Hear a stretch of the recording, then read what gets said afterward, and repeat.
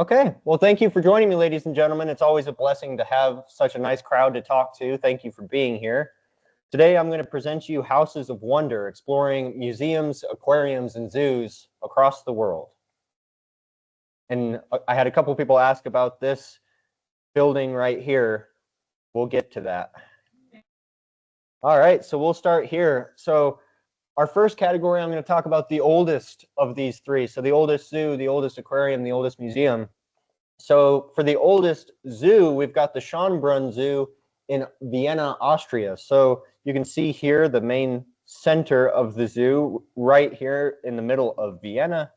You have the lion exhibit, which is pretty cool. It's a very natural looking habitat, fallen logs, trees, rocks. So very natural. We have, I think this is an Indian or Javan rhino right here. As you can see, it's also got that really natural habitat with the water lilies and this nice lagoon for that rhino to be in. So a very beautiful zoo, despite being the oldest zoo on this list. So the Schönbrunn Zoo in Vienna, Austria, the oldest currently operating zoo. So there are zoos that were opened prior to this facility, but they just aren't currently operating. So this zoo was established in 1752, which is remarkable. I mean, that is incredible that this zoo opened so long ago and remains open, and it has maintained a lot of its historical charm despite being over 200 years old. This zoo is also recognized as a UNESCO World Heritage Site, and it has been awarded Europe's best zoo for 6 years in a row. So this is an absolutely amazing facility.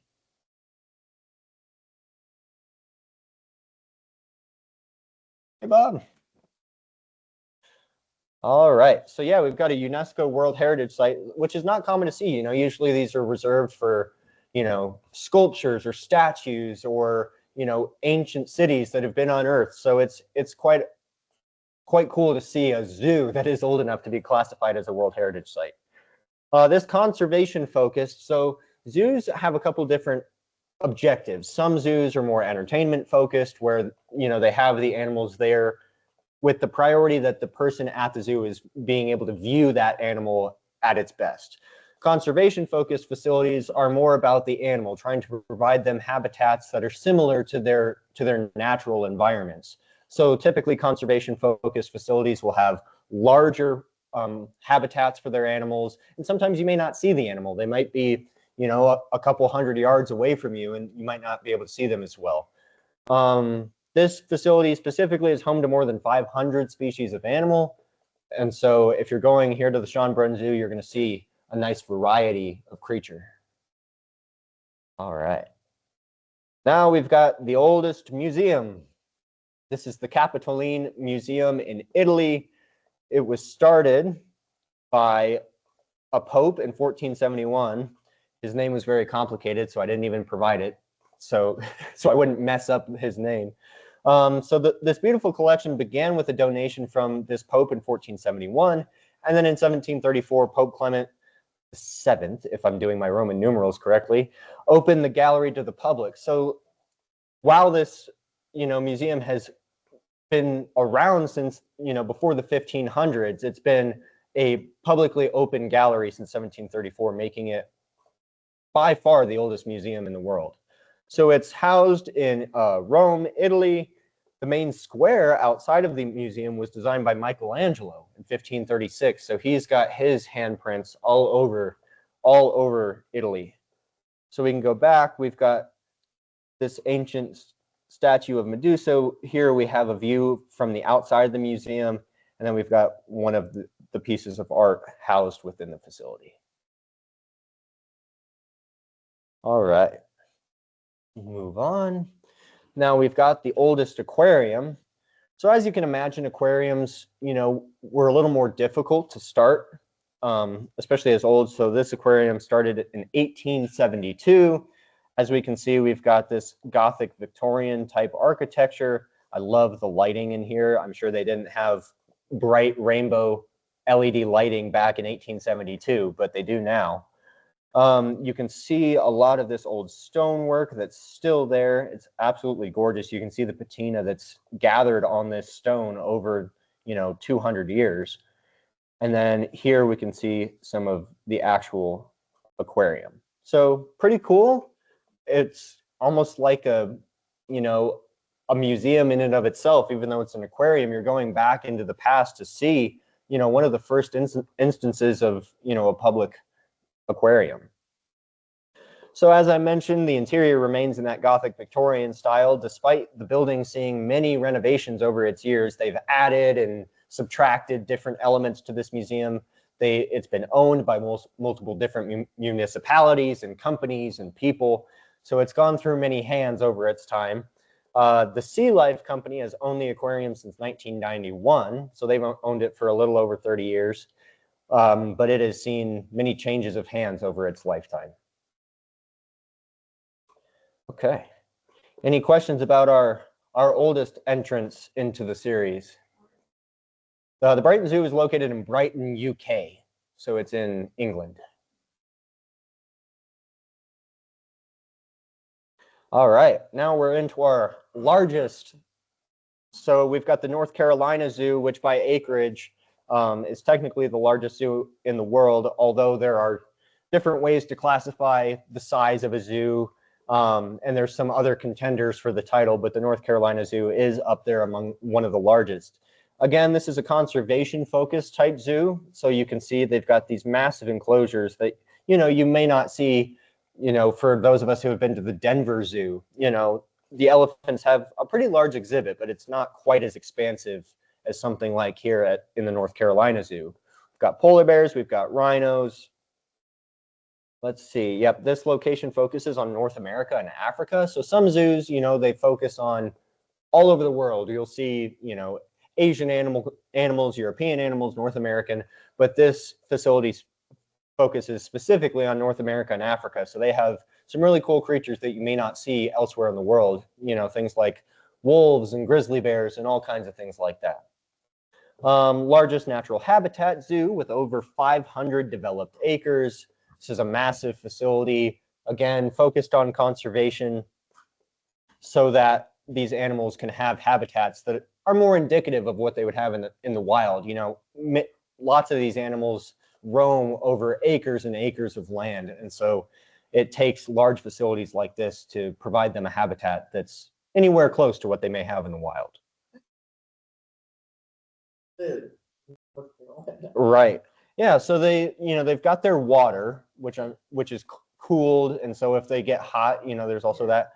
But also, you know, even in their natural habitat, especially now that the, you know, the globe is going through some changes in temperature, polar bears do go through periods, you know, within a year or within their lifetime where it's hotter. You know, even up in Alaska or up in the Arctic, there are periods of time where it, you know, can get into the 50s or 60s. And so they're not completely unaccustomed to some raises in temperatures, although I'm sure that if it were to be, you know, a 100-degree muggy North Carolina day, that they have plans on how to deal with that. Often, you know, they'll drop a big ice block into the enclosure to help them cool down.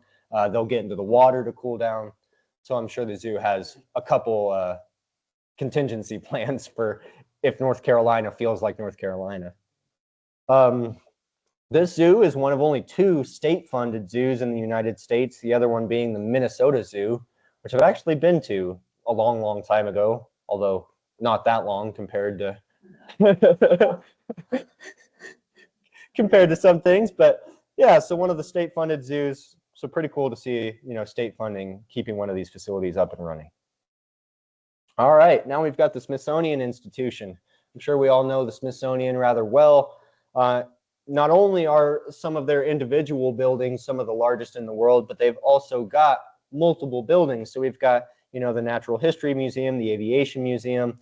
So the Smithsonian covers 19 total buildings. So it's by far the largest museum complex in the world. And then the largest single building museum, because this again is a complex, the largest single building museum is the Louvre in Paris at 73,000 square meters. So the Louvre is a massive, massive museum, but the Smithsonian takes the cake with its 19 buildings going across the entire complex. The Natural History Museum also holds the record for the world's largest collection of artifacts. So they have millions and millions of pieces of ancient history and prehistory, anthropological history.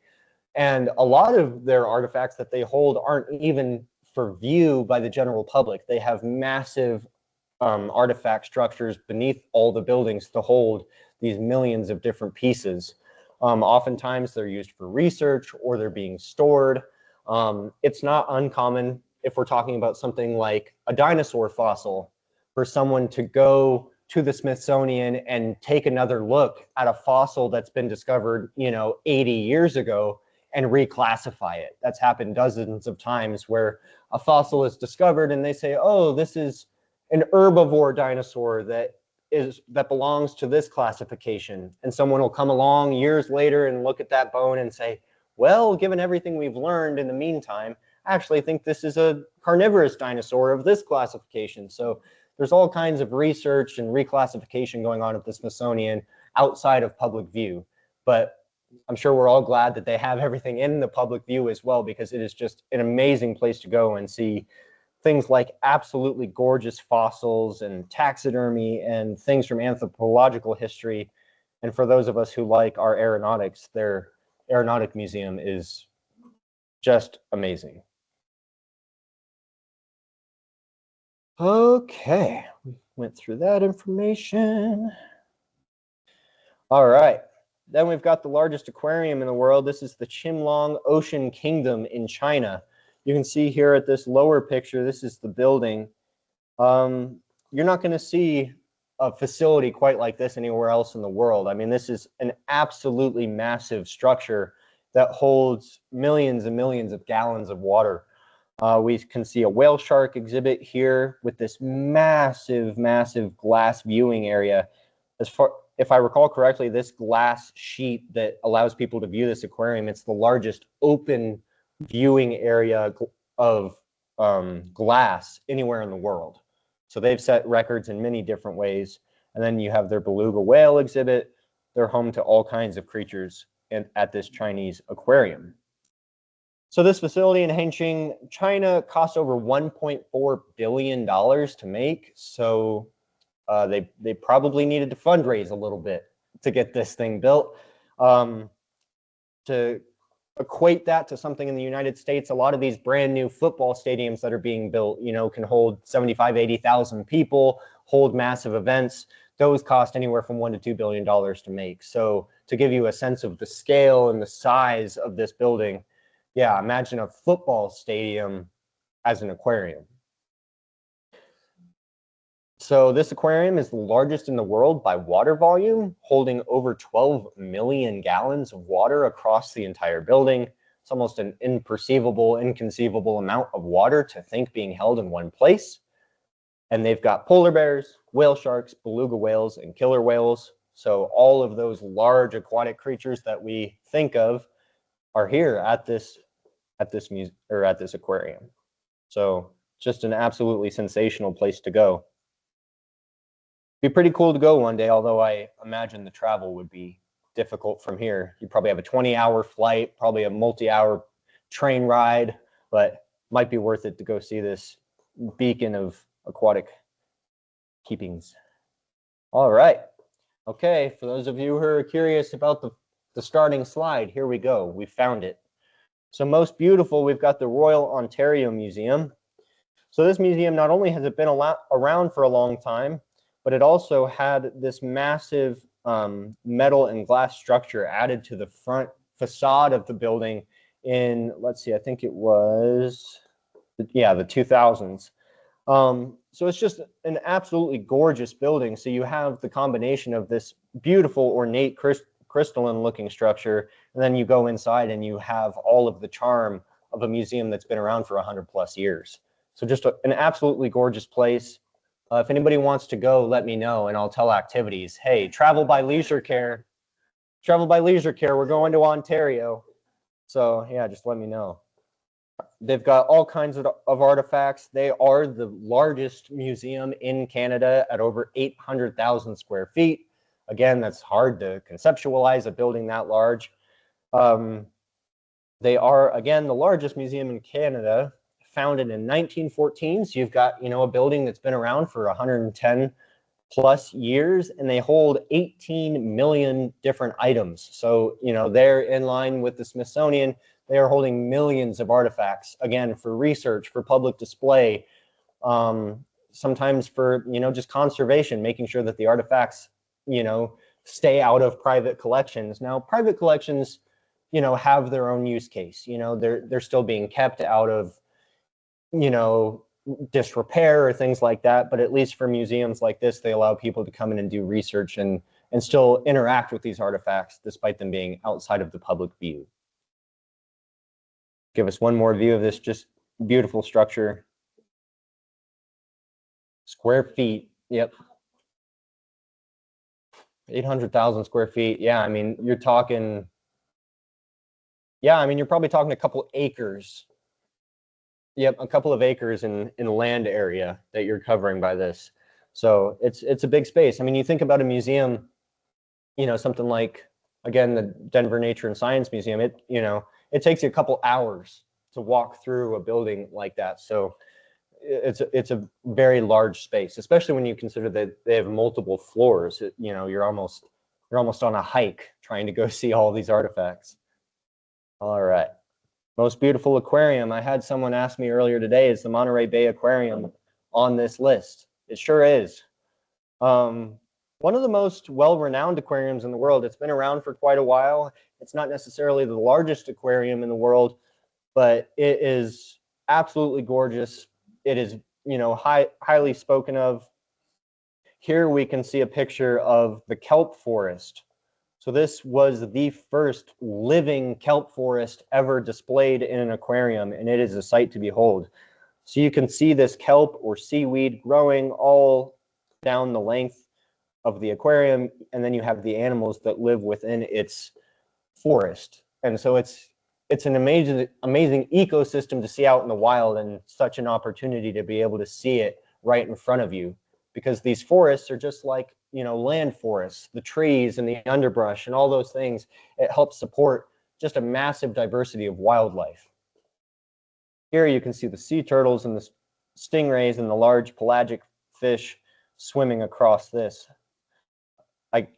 I got a little jealous making this presentation. I'm like, oh, I want to go to all these places now. I don't want to look at the pictures anymore. I want to go. So I now have a bucket list. I've made one for myself.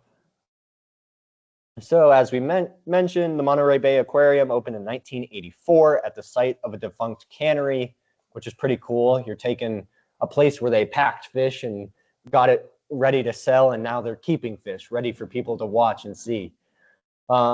As we mentioned, it's got a world-class facility, a living kelp forest, in addition to 35,000 animals. So they hold quite a few animals here. They were also the first aquarium to successfully display a great white shark, a famously difficult thing to do. Great white sharks swim wide open expanses of ocean. They're very picky. And also, when you have a shark that large, when they're swimming and used to swimming in open ocean, they don't know what a wall of an aquarium is. And so they'll often bump into the wall of the aquarium, injure themselves. And so when people have tried to keep great white sharks in private aquariums, they typically don't survive very long. And that was still the case for the great white shark that they displayed, but they kept it alive over a couple hundred days. And so in the effort to keep a great white shark in an aquarium, they are the most successful. Most great white sharks don't survive very long in captivity. Now, granted, they still had a juvenile great white shark. It was, I think, 6 to 7 feet. So not as big as, you know, maybe the 18 to 20 foot Jaws type great whites that we see, you know, on documentaries and TV, but still they kept, you know, a great white shark in captivity. Pretty cool to see. It's also world renowned for its activism and education campaigns. So they do their part not only by conserving these animals in their aquariums, but they also do a very good job of educating people around the world and engaging in activism to keep these aquatic creatures around and thriving for generations. Okay, most beautiful zoo. This is a contentious one. There's lots of beautiful zoos around the world. I heard mentions of the San Diego Zoo, which is absolutely up there. World renowned for its exhibits, world renowned for the animals that it keeps. and another one of those absolutely gorgeous conservation type zoos that have wide open habitats. But the Singapore Zoo is up there in contention. It opened in 1973 with government funding. So again, great to see governments funding these types of expeditions. The ground covers just under 70 acres. So, you know, when in comparison to something like the North Carolina Zoo, it's actually, you know, somewhat small, but it houses many threatened or endangered species, and the open naturalistic exhibits are famous all across the world. I mentioned the San Diego Zoo here. I couldn't let it go unmentioned.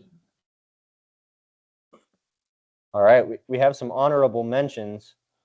I'm just a fast talker. I thought I planned a whole bunch of content, and I did, but I just talk real fast. All right, so we've got some honorable mentions. All right, let's see how my Spanish is. I'll do my best. El Museo de las Ciencias Príncipe Felipe. That's not very good. I'll have to work on it. It's a science museum in Valencia, Spain, designed by Santiago Calatrava. It's an absolutely gorgeous building, just beautiful. It's supposed to, you know, kind of look like a whale carcass, the whale bones, the ribs coming off. It's just a gorgeous, gorgeous facility, not to mention that it houses many gorgeous artifacts. It's similar to other science museums. They've got fossils and artwork and all those things that you would expect to see in a science and history museum. So this is actually just a really big kind of reflection pond. So if you imagine kind of the reflection pond that's, you know, by the Washington Monument in DC, so they've got walkways through that pond. You can kind of see one of the sidewalks here with people walking on it. So you've got it surrounded by this massive reflection pond with these sidewalks going through. Okay. We have the Kunsthaus. We can probably kind of guess where in the world this is from. It's also called the Friendly Alien. It's a contemporary art museum in Graz, Austria. It's the second time we've mentioned Austria. They're doing their museums pretty well. But it's a very ornate looking building. It's almost difficult to conceive how you could construct something like this, but oftentimes, you know, with museums and zoos like that's part of the allure, is how do we create architecturally significant buildings, and then how do we fill them with just beautiful works of art or animals or otherwise. So Contemporary Art Museum, it features a lot of art from after 1900, so it's more so, you know, newer artwork than some of the, you know, the art history museums that we'll see across the world. Windows? Yeah, so there's skylights. So these, oh, here on the side, they look like lights. So I would imagine that there are a bunch of different lights. Maybe they're transparent through the wall. Yeah, maybe I should look for a picture of the inside and see what it looks like if these lights show through. But I don't think they're windows. Pretty cool building, especially when you have this unbelievably ornate building surrounded by these very traditional homes. Yeah. Homes or buildings. Pretty cool. All righty, we got the Georgia Aquarium. The Georgia Aquarium was, for years and years, the largest aquarium in the world. I mean, it's well renowned for being absolutely massive, absolutely beautiful, until that aquarium in China and its $1.4 billion dethroned it. But longtime holder of the largest aquarium record holds a cumulative 11 million gallons, so just shy of our Chinese aquarium. And as you see, they've got whale sharks and a massive viewing window. It's almost unbelievable. You think about all the things going on in the ocean and you want to just be able to watch it right in front of you. These aquariums give you that opportunity to see life unfold right before your eyes. All right. Got Omaha's Henry Dorley Zoo, yet another of the largest zoos in the world, 130 acres of land with 962 species of animal. Again, it's home to animals of unparalleled variety. It's got animals from all over the world. We've got Africa, we've got Asia, we've got North America, We have a reptile house, all kinds of stuff. So, you know, some zoos focus on certain areas of the world. Omaha's Henry Dorley Zoo is one of those where you can go and explore the world, see everything that is to be offered. And you can imagine with 962 species housed, that there's a lot to see. There's an old streetcar going by. All right. Well, thank you very much for being here. Much appreciated, much appreciated. All right. Yeah, when does the bus leave? I'll plan out a tour of the US and we'll go to every museum and zoo. Oh, that would be very fun. All right, do I have any questions or comments or concerns? Any pictures we want to see one more time? That last one. Let's see. This is the Smithsonian. This is the Museum of Nature and Science. So yep, this is one of those. And the Smithsonian also, these buildings are just absolutely gorgeous. So pretty. All right.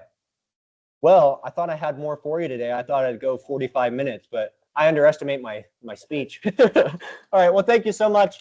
Happy New Year, everybody. Thank you for being here. Much appreciated. Yes.